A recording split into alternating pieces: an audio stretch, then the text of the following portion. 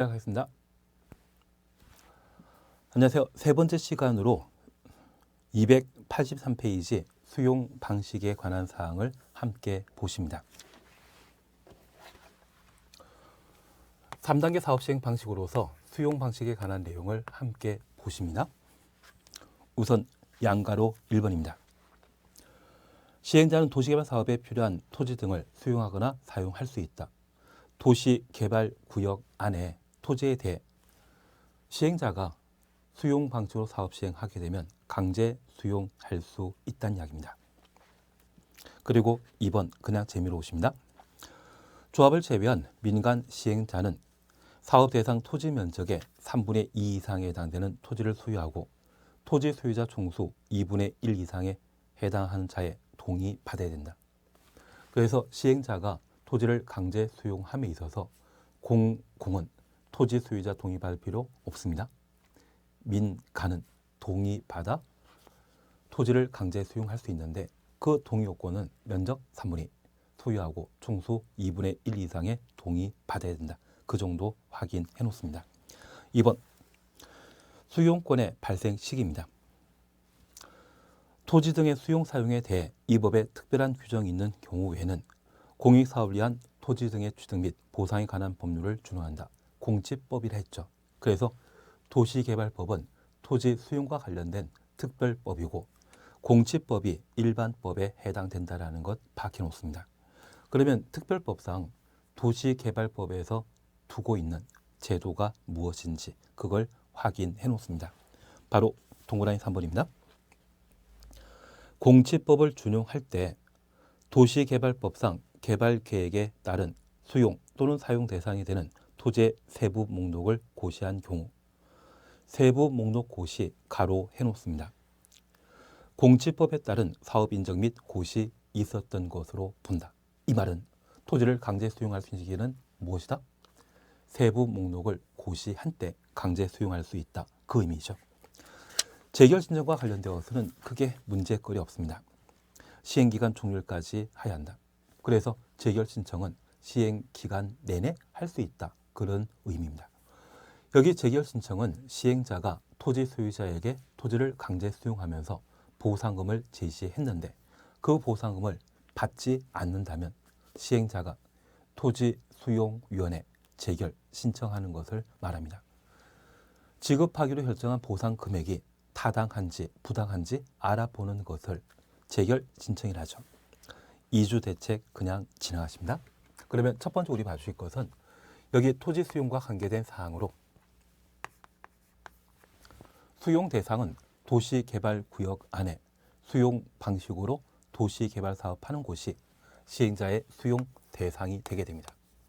두 번째, 토지를 강제 수용하고자 한다면 그 수용 요건을 필요로 하는데 그 요건은 수용 사용 대상에 토지 등의 각종 세부 목록을 고시한 때 토지를 강제 수용할 수 있습니다. 그래서 도시개발구역 안에 토지 건축물 소유권과 소유권의 각종 권리, 심지어 분묘기지권 등의 다양한 권리가 있다고 하면 그런 수용 사용 대상의 세부 목록이 고시되게 되면 고시된 때 토지를 강제 수용할 수 있습니다. 공공의 경우는 세부 목록 고시한 때 당연 수용할 수 있는데 민간인 경우에는 토지 소유자 동의 받아야 되죠. 그래서 도시개발구역 안에 면적 3분의 2 이상을 소유하고 총수 2분의 1 이상의 동의받아 토지를 강제 수용할 수 있다. 그렇게 구분해 놓습니다. 2번 토지상환 채권 함께 봐주십니다. 양가 1번입니다. 시행자는 토지 소유자가 원하면 가로 해놓습니다. 토지 등의 매수대금 일부 추천놓습니다. 지급하기 위해 도시개발 사업으로 조성되는 분양 토지 또는 건축물 면적의 2분의 1 초과하지 아니한 범위에서 사업 시행으로 조성된 토지 건축물로 상환하는 토지 상환 채권 발행할 수 있다. 그러면 잠깐 우리 봐주실 것이 있습니다. 여기 도시개발 사업을 수용 방식으로 시행하게 되면 그 수용 방식과 관련된 보상은 사전 현금 보상하는 것이 원칙입니다. 그래서 우리 주변에 도로가 만들어지게 되면 저 도로 만들 예정지를 강제 수용하게 되는데 토지 소유자에게 도로 사업하기 전에 미리 보상하고 소유권 취득한 상태에서 도로를 만들게 됩니다. 도시개발 사업을 수용 방식으로 하게 되면 보상 방식은 사전 현금 보상하는 것이 원칙입니다. 그런데 예외적으로 토지 상환 채권을 발행할 수 있습니다. 첫 번째 우리 봐주실 것이 있습니다. 여기 토지 상환 채권은 환지 방식에 나오는 제도이다. 수용 방식의 제도이다. 수용 방식과 관계된 제도이죠.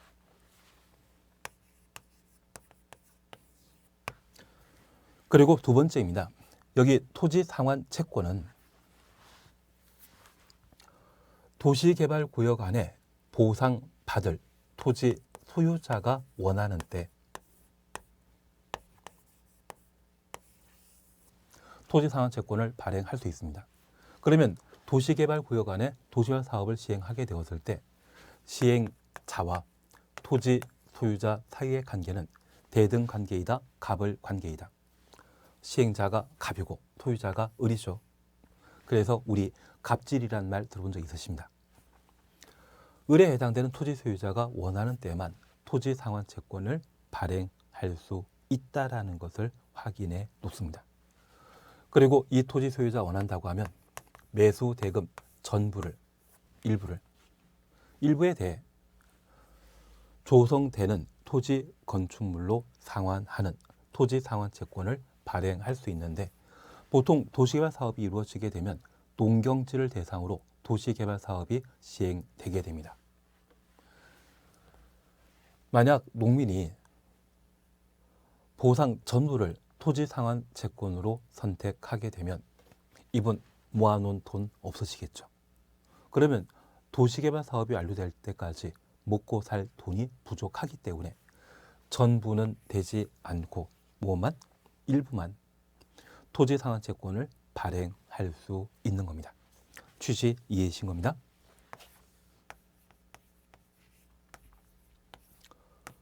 그러면 사업 시행자는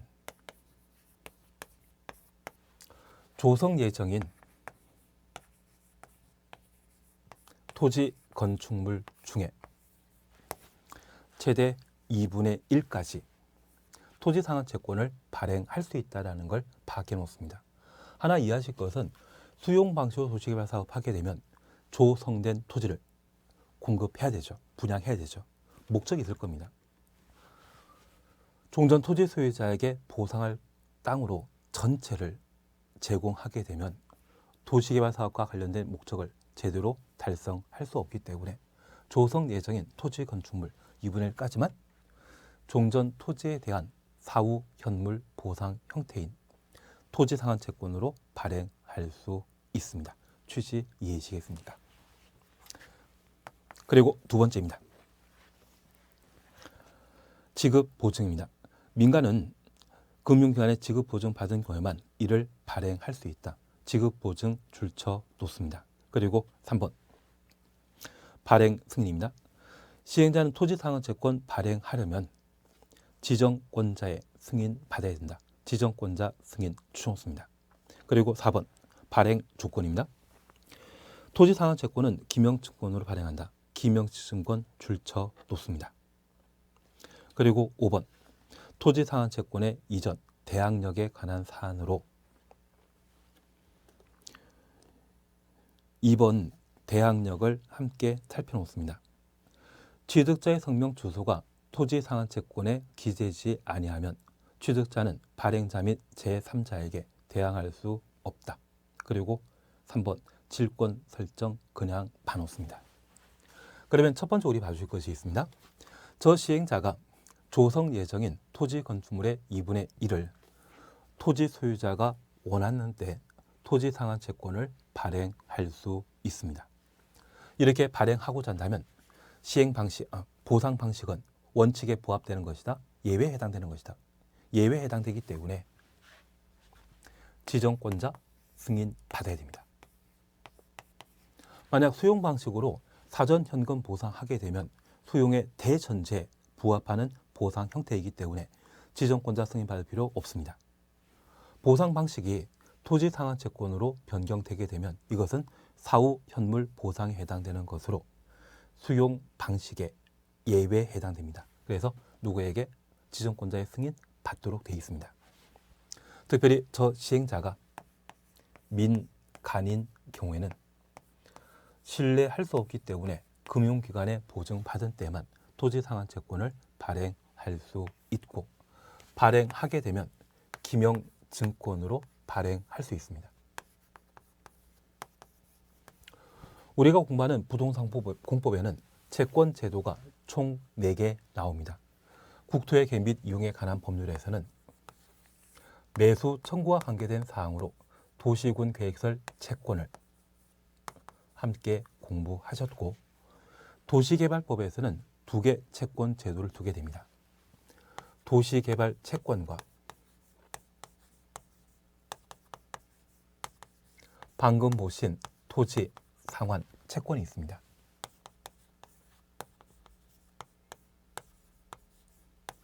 그리고 주택법상 주택 상환 사채가 있습니다.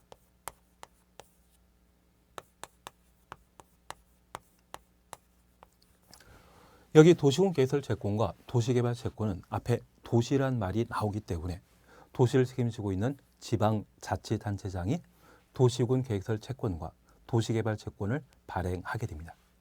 그리고 토지 상환 채권과 주택 상환 사채는 상환이란 말이 있는데 이 상환이란 말이 담긴 채권 제도는 발행 방식이 기명증권입니다. 그래서 우리 자기압 수표나 어음을 한번 사용해 보신 적 있다고 하면 그 자기압 수표 뒷면에 내 이름 석자 적어 놔야 되죠. 그래서 이 기명증권의 특징은 저 채권의 성명과 주소를 기재해야만 권리를 주장할 수 있습니다. 그래서 권리 주장을 민법에서는 대항력이라 표현하는데 저 토지 상환 채권의 성명, 주소 기재함으로써 발행자와 제3자에게 대항할 수 있다. 그리고 이 토지 상환 채권에 대해서는 양도 가능합니다. 나중에 주택 상환 사채에 대해서는 양도할 수 없다. 그걸 정리하시겠지만 토지 상환 채권에 대해서는 양도 가능합니다. 그래서 질권, 우리 전당포에 시계 맡겨보신 적 없죠?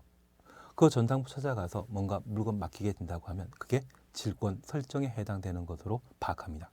그래서 이 토지 상환 채권의 경우에도 양도할 수 있는 제도에 해당된다. 그 정도만 파악해 놓습니다. 이것만 잘 해놓으시면 토지 상환 채권 올해 시험 나왔을 때 분명 해결하실 수 있을 겁니다. 3번 선수금 제도와 관련되어서는 미리 돈 받고 조성된 토지를 판매하는 것을 선수금합니다. 그래서 1번 시행자는 조성 토지 등을 공급하거나 이용하려는 자로부터 해당 대금 전부 또는 일부를 미리 받을 수 있다. 2번 승인입니다. 두 번째 줄에 지정권자 승인 받아야 된다. 지정권자 승인 줄만 쳐놓습니다. 원래 조성된 토지는 도시개발사업 완료되고 판매하는 것이 원칙인데 미리 돈 받고 판다고 하면 이것은 수용 방식과 관련된 개발 원칙에 위배된 것입니다. 그래서 선수금 제도에 대해서는 지정권자 승인 받고 미리 팔 수 있다. 그렇게만 이해해 놓습니다. 그리고 4번 원형지입니다. 우리가 잠깐 이해하실 것이 있습니다. 도시개발 사업을 시행하게 되면 도시개발구역 안에 도로 등의 다양한 기반 시설을 설치하고 공사 완료 절차를 거쳐 분양, 공급하게 됩니다. 그러면 이 도시개발 사업에 뭔가 개발 사업을 시행해야 되는데 개발 사업을 전혀 하지 않고 매각하는 경우가 있습니다. 그것을 원형지 공급이라 표현하게 됩니다. 그러면 우리 이렇게 잠깐 이해해 놓습니다. 도시개발구역 안에 하천과 산이 존재하는 경우가 있습니다. 이러한 곳에 신도시 만들고자 한다고 하면 하천 메꾸고 산 깎아서 도시개발 사업 하는데, 이번에 도시개발 사업 목적이 관광단지를 조성하는 것이 목적이라면, 도시개발 사업은 시가지 조성 사업과 단지 조성 사업을 도시개발 사업이라 했습니다. 여기 하천이나 산 그대로 두는 것이 관광단지 만들 때 더 도움될 수 있죠.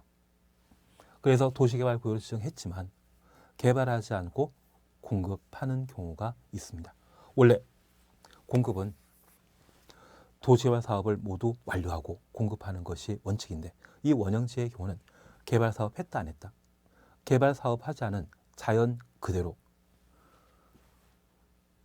공급하는 것을 원형지 공급이라 표현하게 됩니다. 원칙에 부합한다, 예외에 해당된다.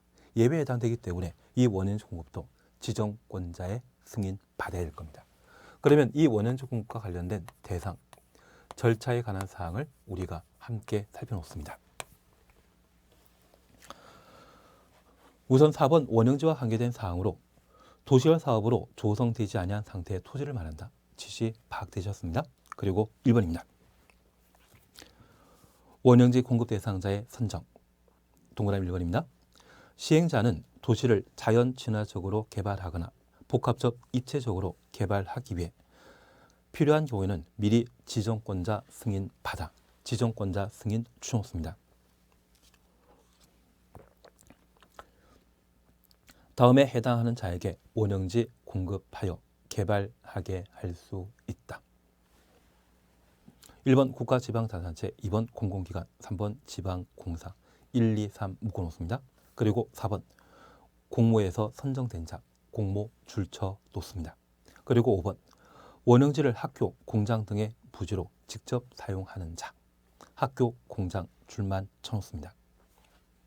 그리고 2번 선정 방법입니다. 원형지 개발자의 선정은 수의계약 방식으로 한다. 수의계약 추천놓습니다.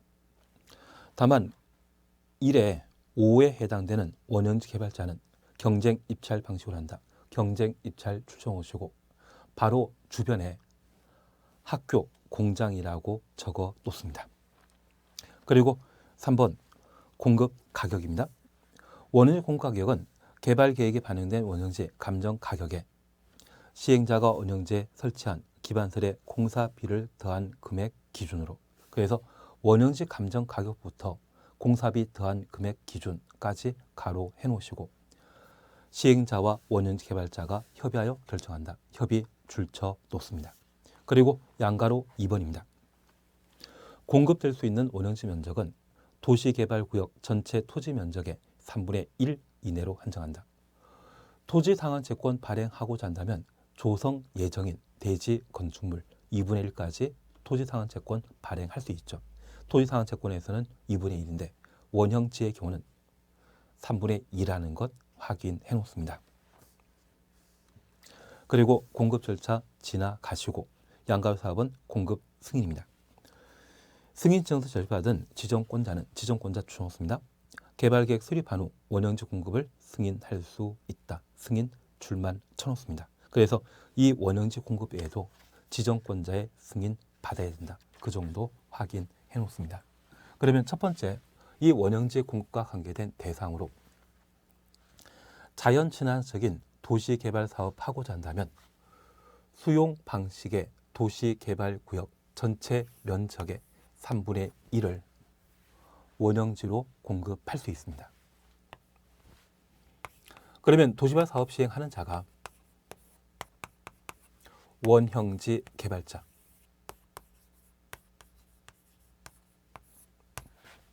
국가지방자치단체, 정부투자기관, 지방공사, 공적 주체입니다. 그리고 공모전에 단성된 자, 그래서 원형지 공급받아 잘 개발하겠다고 공모전 실시했는데 그 공모전에 당선된 자가 있다면 이들에게 원형지 공급할 수 있습니다. 그리고 학교, 공장 만드는 자에게 원형지 공급할 수 있습니다. 그래서 이 원형지는 세 글자로 구성되어 있기 때문에 공급받는 대상자가 3명입니다. 국가를 포함한 공공, 또는 공적사업주체와 공모전에 선정된 자, 학교 공장 개발하고자 하는 자, 이 3명에게 수용, 사용 방식의 도시개발구역 전체 얼마, 3글자이기 때문에 3분의 1을 원형지로 공급할 수 있습니다. 이렇게 시행자가 원형지 개발자인 원형지 개발자에게 원형지를 공급하게 되면 원래 도시개발 사업은 시행자가 기반서를 다 만들고 분양하는 것이 원칙이죠. 전혀 개발하지 않고 공급했습니다. 이것 예외에 해당되죠. 지정권자에게 승인받아 원형지를 공급할 수 있습니다. 그래서 지정권자의 승인받은 때 원형지 공급할 수 있다는 것 밝혀 놓습니다. 그리고 이렇게 도시개발 사업 시행자가 원형지 개발자에게 원형지를 공급하게 되면 그 공급 방법은 수의 계약을 원칙으로 합니다. 여기 공모전에 당선된 자는 딱 한 명이다? 여러 명이다? 딱 한 명. 국가 지방자치단체, 정부 투자기관, 지방공사는 여럿이다? 딱 하나다. 딱 하나입니다. 반면 학교나 공장을 공급받고자 하는 자에게는 경쟁 입찰 방식으로 원형지를 공급할 수 있습니다. 그래서 원형지 공급 방법을 원칙, 수의계약, 예외, 경쟁 입찰로 각각 구분하시는데 만약 학교 공장 개발하는 자 이런 말이 나오게 되면 그때 공급 방법은 경쟁 입찰이 원칙에 해당되는 것이죠. 원형 개발자의 구분 없을 때는 수의계약이 원칙이고 공장, 학교 만드는 때는 경쟁 입찰 방식으로 원형지 공급한다라는 것 파악해 놓습니다. 그리고 가격에 대해서는 도시개발 사업 시행자와 원형지 개발자가 서로 협의하여 가격 결정하게 됩니다. 그래서 우리 부동산 공법에는 시가 또는 감정평가액이란 말이 등장하는 것이 원칙인데 여기 원형지 공급과 관계된 사항은 시행자와 원형지 개발자 사이에 협의하여 가격 결정한다. 협의하여 가격 결정된다라는 것 확인해 놓습니다. 그리고 한 장 넘기시면 6번 전매 제한 찾으셨죠. 이 원형지 공급과 관련되어 대상 절차를 우리가 공부하셨다고 하면 효과에 관한 사항을 잠깐 정리해 주시는데 그 대표적인 것으로서 전매 제한에 관한 사항을 함께 살펴놓습니다. 양가로 6번 찾았습니다. 국가 지방자치단체를 제외한 국가 지방자치단체 제외 가로 해놓습니다. 도시개발법에서는 국가 지방자치단체 제외하는 것 딱 2군데 있습니다. 환지 방식과 관련된 개발계획 수립 시에는 토지 소유자 동의 받아야 됩니다. 국가 지방자치단체를 제외한 시행자 국가 지방자치단체의 경우는 토지 소유자 동의 받을 필요 없었습니다. 그리고 전매 제한에서도 국가 지방자치단체 제외한다. 확인해 놓습니다. 10년 범위에 다음 각호 기간이 먼저 끝나는 기간 안에는 원형지 매각할 수 없다. 그래서 최대 10년간 매각할 수 없다라는 것 확인해 놓습니다. 그래서 박스에는 5년, 10년이란 말 각각 나오는데 이렇게 잠깐 이해해 놓습니다. 만약 도시개발구역을 지정해서 도시개발 사업을 시행하게 되면 토지를 강제 수용하게 되었을 때 시가가 100만 원이었다고 하면 반값인 50만 원에 강제 수용했을 겁니다.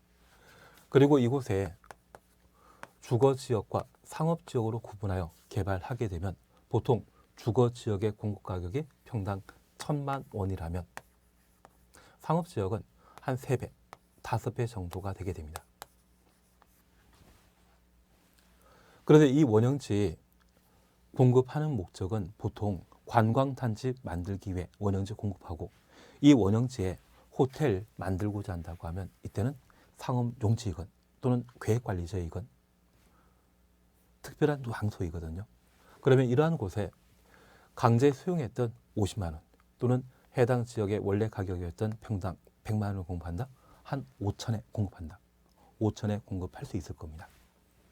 그러면 땅을 50만 원에 강제 수용했다가 평당 5천만 원에 분양하게 되면 이것 100배 차익 남거든요.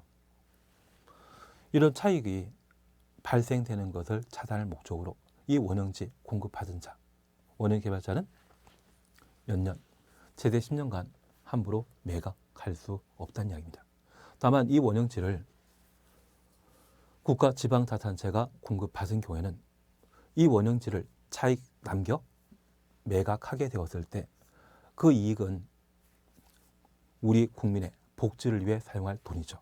그래서 국가 지방자치단체에 대해서는 원형지에 대한 전매 제한 규정을 적용하지 않고 누구만? 국가 지방자치단체를 제외한 정부투자기관, 지방공사, 공장 만들겠다고 하는 자, 학교 만들겠다고 하는 자, 공모전에 당선된 자, 이들은 최대 10년간 매각할 수 없습니다. 취지 조금 이해하시겠습니까? 그래서 막대한 폭리, 차익을 또는 투기를 차단할 목적으로 원형지 개발자는 최대 10년간 매각할 수 없다. 그렇게만 구분해 놓습니다. 하단부 이야기에 대해서는 크게 문제 없는 탑니다. 그리고 289페이지 수용 사용 방식에 의한 도시개발사업 완료 조성 토지의 공급 완료 후 출만 쳐놓습니다. 그래서 수용 방식으로 추진할 사업이 모두 완료되게 되면 공사 완료, 공고 등의 절차를 거쳐 조성된 토지를 일반에게 공급하게 됩니다. 그래서 이쪽은 개발사 완료 후에 조성된 토지의 공급에 관한 문제로 파악해 놓습니다. 양가로 1번 확인해 놓습니다. 시행자는 조성 토지 등을 공급하고자 할 때 조성 토지 등의 공급 계획 작성하거나 변경하여 지정권자에게 제출해야 한다. 지정권자에게 제출, 가로 해놓습니다. 그러면 공사 완료 이후 조성된 토지를 공급이라는 말은 분양하는 것을 말하거든요. 개발사 완료 후 조성된 토지를 공급하는 것은 원칙에 부합하는 것이다. 예외이다. 원칙에 따른 것이죠. 그래서 지정권자 승인받는 것이 아니라 공급 계획을 지정권자에게 제출만 하게 됩니다. 원칙에 위배되는 경우는 지정권자 승인받아야 되는데 원칙대로 따라가게 되면 상관없습니다. 그래서 이런 경우는 공급계획을 지정권자에게 제출한다. 확인해 놓습니다. 공급 기준 건너뛰시고 3번 공급 방법입니다. 조성 토지 공급은 경쟁 입찰 방법에 따른다. 경쟁 입찰 줄만 쳐놓습니다. 그리고 2번입니다. 다음 어느 하나에 해당되는 토지는 추첨 방식으로 분양할 수 있다. 추첨 동그라미 해놓습니다. 1번 구미대 규모 이하의 주택건설용지, 2번 공공택지, 3번 330제곱미터 이하의 단독주택용지, 그리고 4번 공장용지. 그래서 공장용지 위에다가 4번이라고 적어놓습니다. 설마 이 공장용지가 330제곱미터 100평이거든요. 100평짜리 공장용지 공급한다? 말도 안 되죠. 그래서 이 네 가지 공급 형태에 있어서는 추첨 방식으로 분양할 수 있다. 그렇게만 구분해 놓습니다. 그리고 3번 수의 계약입니다. 이쪽은 이렇게만 이해하고 말아버리십니다. 도시개발 사업을 정상적으로 완료하고 조성된 토지를 공급하는 때 그 공급 절차와 관련되어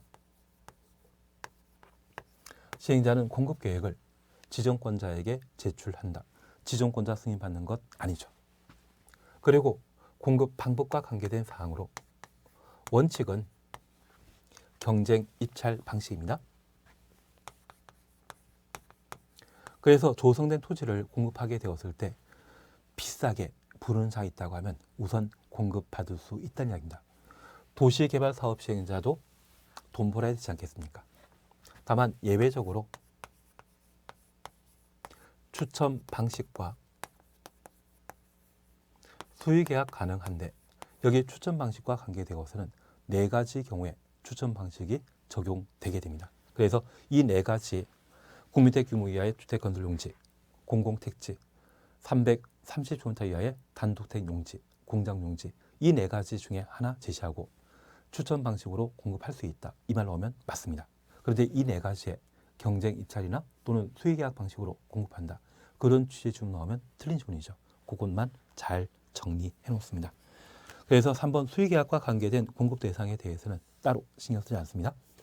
다음 페이지에는 공급 가격에 관한 이야기 나오는데 아주 가끔 시험에 나오더라고요. 이런 거 나오면 틀려주는 것도 예인 같습니다. 그리고 한 장 넘기시면 환지 방식의 사업 시행에 관한 내용을 각각 다루고 있습니다. 얘는 다음 주에 함께 살펴보도록 하겠습니다. 이번 주는 여기까지 함께 하는 걸로 하겠습니다. 수고하셨습니다.